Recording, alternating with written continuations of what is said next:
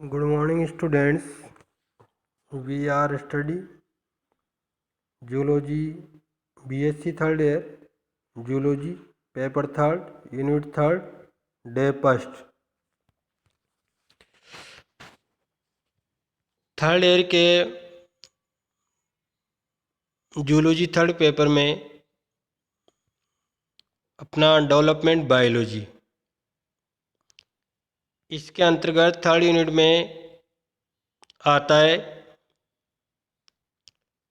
Cleavage and gastrulation, विदलन और गैस्ट्रुलाबोन। इसके अंतर्गत अपने जिस अकॉर्डिंग टू सिलेबस पॉइंटेज है cleavage, creating multicellularity, definition of embryonic cleavage, morula, blastula, pattern and planes of cleavage, blastulation, type of blastula, type of gastrulation mechanism, fate map with suitable example, cell lineage, reorganization of embryonic cell, gastrulation in amphibians, birds and mammals, morphogenetic cell movement and their significance in gastrulation। सबसे पहले देखते हैं हम विदलन cleavage. विदलन किसे कहते हैं, इनको ध्यान से सुनोगे तुम आराम से समझ जाओगे। विदलन का एक अपने देसी भाषा में मैं तुम्हें बता दूं, विभाजित होना, समसूत्री विभाजन होना। ठीक है। अब लैंगिक प्रजनन द्वारा प्रजनन करने वाले एनिमल्स में युग्मक जनन द्वारा युग्मक यानी शुक्राणु व अंड का निर्माण होता है। ठीक है। शुक्राणु व अंड आपस में मिलकर के जाइगोट बनाते हैं, ये भी ठीक है। अब जो जाइगोट बनता है, यहाँ से समझने की बात है तुम्हारी कि जो जाइगोट बनता है वह जाइगोट लगातार समसूत्री विभाजनों द्वारा विभाजित होकर अनेक कोशिकाओं में बंट जाता है, लेकिन एक शर्त है, आकार में वृद्धि नहीं होगी। ठीक है ना। जिस आकार का जाइगोट था उसी आकार को बरकरार रखते हुए समसूत्री विभाजन द्वारा अनेक सेल्स में बंट जाता है। इसी को हम क्लीवेज या खंडीभवन कहते हैं। तो इसकी शुद्ध परिभाषा बन जाएगी, विदलन वह प्रक्रिया है जिसमें युग्मनज समसूत्री विभाजन द्वारा उत्तरोत्तर छोटी छोटी सेल्स में विभाजित होता जाता है आसान। चलो नेक्स्ट। विदलन बहुकोशिकीय प्राणी के निर्माण की प्रथम अवस्था है। बहुकोशिकीय प्राणी के निर्माण की प्रथम अवस्था कौन सी है? विदलन। इस प्रावस्था में विदलन के द्वारा जिन पुत्री कोशिकाओं का निर्माण होता है उन्हें क्या कहेंगे? ब्लास्टोमियर्स, कोरक खंड। विदलन के द्वारा जिन पुत्री कोशिकाओं का निर्माण होता है वह ब्लास्टोमियर्स या कोरक खंड कहलाती है। विदलन को सबसे पहले किसने देखा? स्वेमरडेम ने 1738 में मेंढक के अंडे में देखा। किसमें? मेंढक के अंडे में। कब देखा? 1738 में। ठीक है। फिर स्प्लेंजेनी ने प्रथम दो विदलन विभाजन को बेग के अंड में, टोड के अंड में देखा था। अब हम देखते हैं स्पेशल फीचर्स ऑफ क्लेवेज, विदलन के विशेष लक्षण। देखो इसके स्पेशल लक्षण है, बहुत सीधे हैं, एक एक को समझना।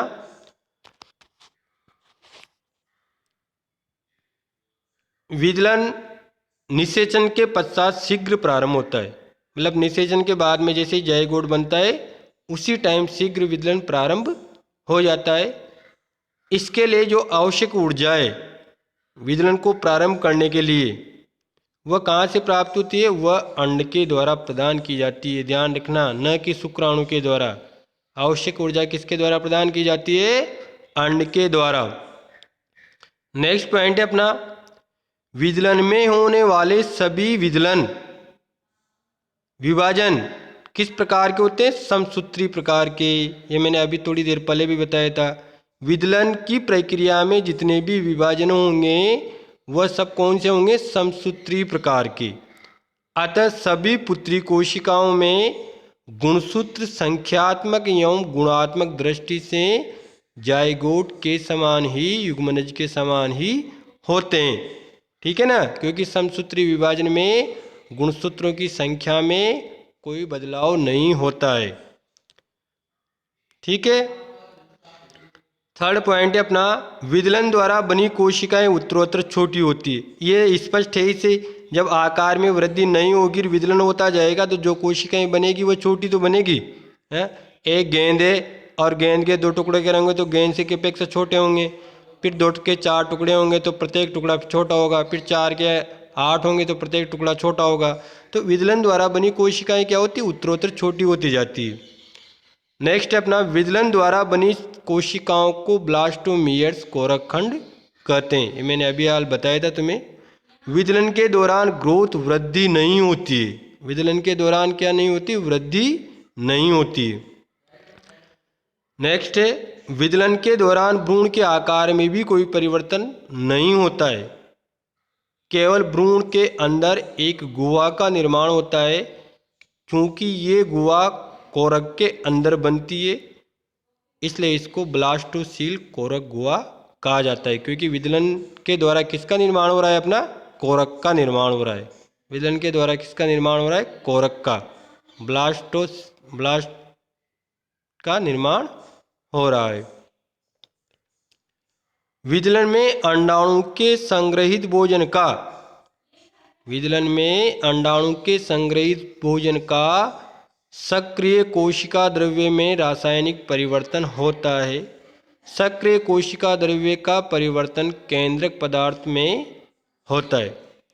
मतलब विदलन के अंतर्गत क्या होता है? अंडाणु में जो संग्रहित भोजन पदार्थ है, अंडाणु में जो संग्रहित भोजन पदार्थ है उसका सक्रिय कोशिका द्रव्य में, सक्रिय कोशिका द्रव्य में केमिकल चेंज होता है। उसके जो कोशिका द्रव्य होता है वह सक्रिय होते हुए उसमें केमिकल चेंज हो जाता है। इस सक्रिय कोशिका द्रव्य का परिवर्तन केंद्र के जो पदार्थ हैं, डीएनए, आरएनए, प्रोटीन्स, उनमें होता है। ठीक है, क्योंकि रास केमिकल चेंज होगा तो स्वभाव तो उसके अंदर केमिकल कौन से पदार्थ हैं? डीएनए, आरएनए, प्रोटीन्स होते हैं। तो चेंज किस में होगा? उन्हीं में होगा। ठीक है। नेक्स्ट पॉइंट है अपना, विदलन के प्रारंभ से पहले युग्मनज में केंद्र के आयतन की तुलना में कोशिका द्रव्य का आयतन अधिक होता है। विदलन जब प्रारंभ होता है उससे पहले जो जाइगोट है उस जाइगोट में केंद्रक होता है अंदर। ठीक है ना, तो केंद्रक के और कोशिका द्रव्य होता है। तो ये कह रहा है कि केंद्रक के आयतन की तुलना में कोशिका द्रव्य का आयतन क्या होता है? ज़्यादा होता है। आगे बात समझ में, युग्मनज के अंदर क्या है? केंद्रक और कोशिका द्रव्य। तो केंद्रक का जो आयतन होता है उसकी तुलना में कोशिका द्रव्य का आयतन क्या होता है? ज़्यादा होता है। अर्थात केंद्रक कोशिका द्रव्य अनुपात बहुत कम होता है। विदलन के दौरान केंद्रक कोशिका द्रव्य के अनुपात में लगातार वृद्धि होती है। ठीक है, केंद्रक का आयतन बढ़ता जाता है मतलब, अर्थात कोशिका द्रव्य के आयतन में लगातार कमी होती है। ऐसे भी कहो, इधर कमी बता दो उधर ज़्यादा बता दो। ठीक है। विदलन के अंत में यह अनुपात सामान्य सेल्स के केंद्रक कोशिका द्रव्य के अनुपात के समान हो जाता है। जब विदलन का अंत होता है उस टाइम पे जैसे जनरल कोशिका के अंतर्गत केंद्रक कोशिका द्रव्य अनुपात होता है वैसा ही हो जाता है। नेक्स्ट है अपना, प्रारंभ में विदलन विभाजन सिंक्रोनस होते हैं, तुल्यकाली। ठीक है ना, अर्थात विभिन्न कोरखंड साथ साथ विभाजित होते हैं। तुल्यकाली का मतलब जैसे 1 से 2 बने, अब दोनों 2 से 4 बनेंगे तो दोनों एक साथ विभाजित होंगे। फिर 4 से 8 बनेंगे तो चारों एक साथ विभाजित होंगे। तो इसके कहने का मतलब है प्रारंभ में विदलन विभाजन तुल्यकाली सिंक्रोनस होते हैं, अर्थात विभिन्न कोरखंड साथ साथ विभाजित होते हैं। लेकिन शीघ्र ही ये तुल्यकालिकता समाप्त हो जाती है। लगभग 16-32 अवस्था के बाद में ये समाप्त हो जाती है। नेक्स्ट अपना विदलन में इंटरफेज की अवधि बहुत कम होती है। अंतरावस्था इंटरफेज, ठीक है ना, G1 और G2 अवस्था होती नहीं है और इंटरफेज की अवधि कम होती है। ठीक है, अब तुम कहोगे इंटरफेज क्या है, तो ये समसूत्री विभाजन अर्धसूत्री विभाजन में होती है और दो समसूत्री विभाजनों के बीच की अवस्था विश्रांत काल की होती है। नेक्स्ट है विदलन के दौरान ऑक्सीजन का उपभोग लगातार बढ़ता रहता है। स्पष्ट है, कोई क्रिया होगी तो ऑक्सीजन का उपभोग तो बढ़ेगा ही सही, क्योंकि विदलन एक नए जीव के निर्माण की प्रारंभिक अवस्था है। ठीक है ना, तो ऑक्सीजन का उपभोग बढ़ता है। विदलन के अंत में युग्मनज एक खोखली गेंद के समान रचना बनाता है ना, ये समझ लेना है तुम्हें। विदलन के अंत में मतलब विदलन की प्रक्रिया के द्वारा, यूं भी कह सकते हैं अपन, ठीक है ना। तो विदलन के अंत में युग्मनज एक खोखली गेंदनुमा संरचना बनाता है जिसे हम ब्लास्टुला या कोरक कहते हैं, और इसके अंदर एक गुहा का निर्माण होता है जिसे ब्लास्टोसील या कोरक गुहा कहते हैं। ये थे इसके स्पेशल फीचर्स। अब हम देखते हैं विदलन के तल। विदलन में युग्मनज का विभाजन निश्चित तलों पे होता है ना, निश्चित जगह से ही विभाजन होता है।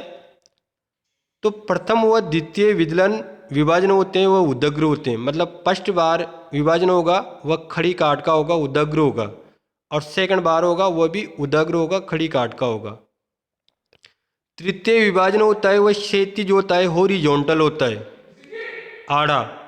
ठीक है ना, इसके मुख्य विदलन तल निम्नलिखित हैं। पहला है रेखांशिक तल, मेरीडोनल प्लेन, इसका इंग्लिश में नाम है। सीधा सा है, कोई दिक्कत नहीं। रेखांशिक तल, जब विदलन खाज ध्रुवीय अक्ष से गुजरती हुई, ध्रुवीय अक्ष दो ध्रुव होते हैं, ऊपर का और नीचे का, इन ध्रुव के अक्ष से गुजरती हुई युग्मनज के दोनों ध्रुवों को विभाजित करे, दोनों ध्रुवों को अलग अलग कर दे, तो ऐसे विभाजन को रेखांशिक विदलन कहा जाता है तथा इस तल को रेखांशिक तल कहा जाता है। इस प्रकार का विदलन तल एम्फिओक्सस, मेंढक व लेपिडोस्टियस में पाया जाता है। उदाहरण याद रखिए, एम्फिओक्सस, मेंढक व लेपिडोस्टियस में रेखांशिक तल विभाजन पाया जाता है। सेकंड है वर्टिकल प्लेन, उदग्र तल। जब विदलन तल में विदलन खांच सक्रिय ध्रुव से अल्पक्रिय ध्रुव की ओर चले परंतु ध्रुवीय अक्ष से न गुजरे, ठीक है ना, मतलब खड़ी काट लेकिन साइडों से, बीचों बीच से नहीं गुजरे, ठीक है ना, तो अर्थात ध्रुवीय अक्ष एक और स्थित हो उसे उदग्र विदलन कहते हैं। इस तल को उदग्र तल कहते हैं। इस प्रकार का विदलन एमिया, लेपिडोस्टियस व चूजे के तृतीय विदलन में पाया जाता है। कौन से में? तृतीय वाले में। थर्ड है विषुवत तल। जब विदलन खांच विषुवत यानी इक्वेटोरियल प्लेन, जब विदलन खांच ध्रुवीय अक्ष पर समकोणी को, ठीक है ना, आडी, तो ध्रुवीय अक्ष को समान दो भागों में विभक्त करें तो विदलन को विषुवतीय विदलन तथा इस तल को विषुवतीय तल कहा जाता है। एक बार उदाहरण से देख लो। रेखांशिक फर्स्ट वाला चित्र है, ऊपर का एनिमल पोल है, नीचे का वेजिटेटिव पोल है, ठीक है ना। तो रेखांशिक विभाजन के अंतर्गत एनिमल पोल से वेजिटल पोल तक बीचों बीच से लाइन डलती है, इसको रेखांशिक कहेंगे। उदग्र विभाजन किसे कहेंगे?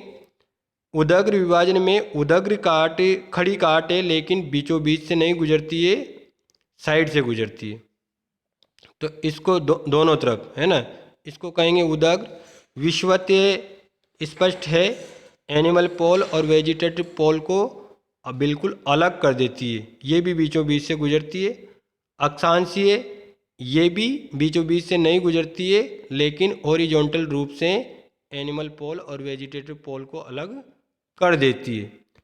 इस प्रकार आज अपना ये विदलन का फर्स्ट चैप्टर था, जिसमें हमने विदलन की परिभाषा, विदलन के प्लेन्स, विदलन के स्पेशल फीचर्स और इसके बारे में और भी बहुत कुछ समझा।